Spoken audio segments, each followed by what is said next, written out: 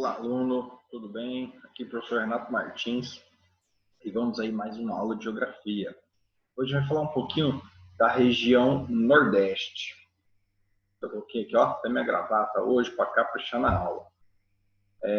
A gente vai falar de duas sub-regiões do Nordeste, na verdade. Então vamos destacar ali a região da Zona da Mata e a região do Agreste. Sub-região da Zona da Mata e a sub-região do Agreste. E a gente vai especificar aí o porquê dessas sub-regiões, quais são as características dessas sub-regiões. Vamos começar aí com a Zona da Mata. Então, a Zona da Mata, que é a mais importante economicamente das sub-regiões, região ali que pega o sul da Bahia até o Rio Grande do Norte. Pega então toda a faixa litorânea do leste dessa região.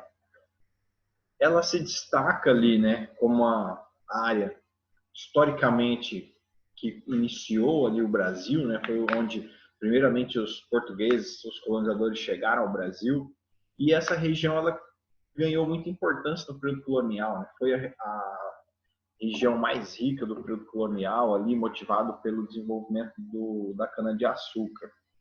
Então, você teve ali também um processo de degradação muito intenso, de exploração do espaço muito intenso, até para dar espaço para as lavouras de cana-de-açúcar. Então, a região que abriga o domínio da Mata Atlântica, né, essa Mata Atlântica ela já foi intensamente devastada ali no Nordeste, sobrou alguns poucos fragmentos em algumas áreas, mas ali concentrada no sul da Bahia. E o restante dessa área foi praticamente toda devastada, até porque também é a região mais urbanizada, mais adensada, é uma região que tem o maior número de indústrias, então os principais parques industriais também estão nessa região.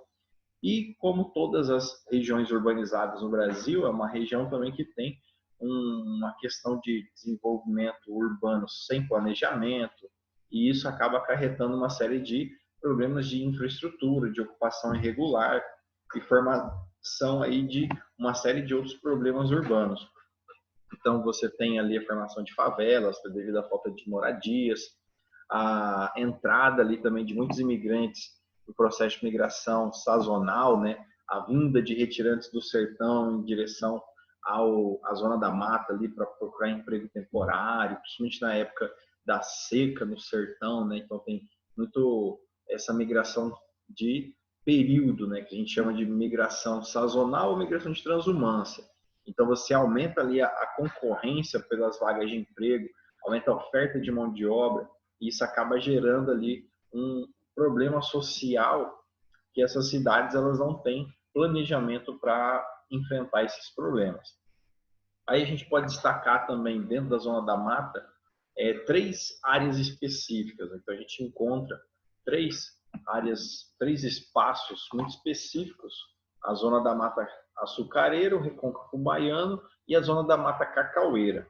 Então, dentro da Zona da Mata Açucareira, nós temos ali, né, a origem do período colonial, a área de cultivo da cana-de-açúcar, principalmente ali entre o norte da Bahia e o Rio Grande do Norte, né, destacando principalmente o estado de Pernambuco, sabe? De Pernambuco ali, que foi originalmente, né, uma área da capitania de Pernambuco, foi uma das principais capitanias do período colonial. Teve aí várias investidas de outras nações no período colonial, tentativas de invasão, invasões. Então, a gente percebe a importância que teve essa região aí para o período colonial no Brasil. Aí é claro que depois do fim do ciclo da cana-de-açúcar, a região Nordeste como um todo ficou esquecida, né? Ficou lá à mercê, à sua própria sorte. A gente tem, no contexto ali da herança açucareira, né? A partir ali da segunda metade do século XX, governo militar, tivemos o desenvolvimento do Proálcool. Esse desenvolvimento do projeto do Proálcool, ele impulsionou uma modernização das antigas usinas de açúcar, né? Então passaram ali a produzir também, além do açúcar, o álcool. Hoje o Nordeste, ele entra aí como o segundo maior produtor de açúcar e álcool, fica atrás apenas do Sudeste, que é um grande polo, né? E esse contexto de formação ali da atividade açucareira estabeleceu então a formação também de grandes propriedades, grandes latifúndios monocultores em função da atividade açucareira. A pecuária, ela também se desenvolveu desde ali o período colonial, naquela perspectiva da atividade açucareira, como uma atividade secundária, principalmente para fornecer ali meio de transporte, força para mover o engenho. E essa pecuária, num certo momento, ela foi retirada da zona da mata e ela foi levada para o Vale do São Francisco. Aí é importante a gente lembrar o seguinte, que essa pecuária, quando ela vai para o São Francisco, no Vale do São Francisco, ela acaba se espalhando por todo o cerrado brasileiro, ocupando aí praticamente todas as regiões do Brasil. E é interessante também que a pecuária, como atividade secundária à atividade açucareira, ela foi uma das primeiras práticas de trabalho livre no Brasil. Até porque o gado era criado em ambientes abertos, então não tinha-se como aplicar a mão de obra escrava. Então ali você teve, então, na pecuária, uma das primeiras atividades de mão de obra livre. A gente tem ali também, principalmente no próximo ali, Rio Grande do Norte, a produção de frutas, além das indústrias e prestação de serviços, principalmente na perspectiva do turismo, o turismo que é muito forte aí na Zona da Mata. A Zona da Mata Cacaueira fica ali no sul da Bahia, importante produtora de cacau, então desde aí também do período colonial se destaca nessa perspectiva. E é interessante a gente lembrar que na década de 50 a região ela foi acometida de uma praga, e era uma praga nova, que não tinha um controle efetivo. Então os produtores de cacau tomaram uma medida drástica que foi cortar praticamente todas as árvores de cacau. Então acabaram com os cacaueiros para fazer esse controle dessa praga. Então muita gente apostava que a região nunca mais ia conseguir se recuperar daquela crise, nunca mais ia conseguir produzir cacau como antes.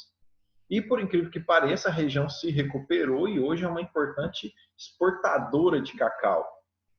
Então, nessa perspectiva de toda essa crise econômica, a região ela começou a criar então uma diversidade econômica. Então, além da atividade cacaueira, a gente tem ali a pecuária também, a indústria de polpa de frutas e celulose, vinculada aí à silvicultura. A região é a área ali no sul da Bahia, onde tem a maior parte da Mata Atlântica preservada na região Nordeste, e tem ali o turismo também como uma forte atividade econômica. E no caso ali do Recôncavo Baiano, né, ela especifica a região metropolitana de Salvador, então localização dos municípios ao redor de Salvador. Tem importantes parques industriais, inclusive petroquímicos, aí você tem também a produção do tabaco, que entra na perspectiva também colonial, então a herança colonial. Lembrando aí, né, que o tabaco, além do tabaco, a cachaça, eram usados como moeda para comprar escravo, né? Então eles começaram a cultivar o tabaco também com essa finalidade aí, para trocar por escravos lá na África. Então levava-se tabaco, cachaça e fazia a troca por escravos lá no continente africano. No Recôncavo Baiano também teve o desenvolvimento da agricultura de subsistência e da pesca. Lembrando aí, Salvador nunca foi a principal cidade do período colonial, né? Apesar de Salvador ter sido a primeira capital do Brasil, na verdade era muito mais para facilitar um processo logístico entre Pernambuco e São Vicente. Então Salvador ela não se destacou economicamente no período colonial. E aí a gente teve essa perspectiva da agricultura de subsistência, né, desenvolvendo ali naquela região. A zona da mata como um todo, né, ela é ocupada pelo clima quente e úmido, que é o clima tropical litorâneo, tropical atlântico. Então tem ali importantes praias, né, turísticas, importantes pontos turísticos, além de uma estrutura, né, um suporte aí das grandes cidades, principalmente ali na época da Copa do Mundo, que foi sediada no Brasil, vários hotéis, aeroportos foram reformados, então tudo isso contribuiu para a melhoria desse contexto do turismo na região da Zona da Mata. Inclusive, muita gente conhece o Nordeste, as características do Nordeste, por essa perspectiva turística da Zona da Mata. E é importante também a gente lembrar exatamente do solo que existe na Zona da Mata. Então, o desenvolvimento da cana-de-açúcar no Nordeste, ela foi possível por dois fatores naturais. Primeiro, o clima chuvoso, quente e chuvoso, e segundo, o solo. O solo massapê, é um dos solos mais férteis do Brasil. Então a gente tem o Massapê lá no Nordeste, litoral do Nordeste, e a Terra Roxa que fica no Centro-Sul. Então a gente tem que sempre destacar essa perspectiva do solo de Massapê, que é um solo muito rico em nutrientes, que favoreceu aí o desenvolvimento da atividade açucareira. E hoje a atividade açucareira ela foi totalmente remodelada, reestruturada. Então a gente tem um processo de colheita mecanizada, um processo muito mais automatizado. A região ali, né, sul da Bahia, as lavouras, o cultivo de cacau, o cultivo do tabaco também, né, que se destaca. E ali, encostadinho com a zona da mata, a gente tem uma zona de transição, que é o agreste. Então, pelas imagens aqui, a gente começa a ter uma perspectiva de mudança, né, modificação da paisagem. Até porque o agreste, né, como eu coloquei, é uma zona de transição entre a umidade ali da zona da mata e o clima semiárido do sertão. Então é aqui, ó, se a gente analisar aqui no mapa, né, a zona da mata ali no litoral e logo na sequência o agreste acompanha ali essa faixa litorânea. E nessa região do agreste, que a gente tem aí essa transição de um clima seco para um clima úmido, você vai encontrar também tanto a vegetação predominante no sertão, que é a caatinga, quanto da zona da mata, que é a Mata Atlântica. E é uma área que sempre, desde o período colonial também, desenvolveu ali pequenos e médios propriedades. E essas pequenas e médias propriedades, elas se fortaleceram no sentido de produzir uma variedade de culturas, então uma policultura, para abastecer, primeiramente, as áreas de engenho, as cidades litorâneas e portuárias, e hoje para abastecer as grandes cidades, as metrópoles ali da zona da mata. Então você tem ali como cultivos principais o feijão, o milho, a mandioca, café, algodão, ágave, que é produzido fibras vegetais, além da indústria de derivados de leite, vinculada à pecuária leiteira, e ainda ali a indústria de calçado, móveis e indústria têxtil. Lembrando que a confecção de tecidos e roupas no Nordeste também é muito forte. E é localizado principalmente ali nessa sub-região do Agreste. Do período colonial também a gente traz o cultivo do algodão, então grande importância para o desenvolvimento dos municípios da região. Desde o período colonial também foi implantado para exportação e hoje, graças a pesquisas da Embrapa, a região ela tem o algodão colorido. Então, por exemplo, a princípio você olha aqui parece que é um algodão sujo, né? Mas na verdade, esse algodão colorido, ele tem um alto valor agregado. Justamente porque ele já tem uma pigmentação diferente do algodão tradicional, né? Então, na perspectiva da indústria, o valor agregado dele favorece muito o comércio, principalmente para exportação aí desse tipo de algodão que foi criado lá na região.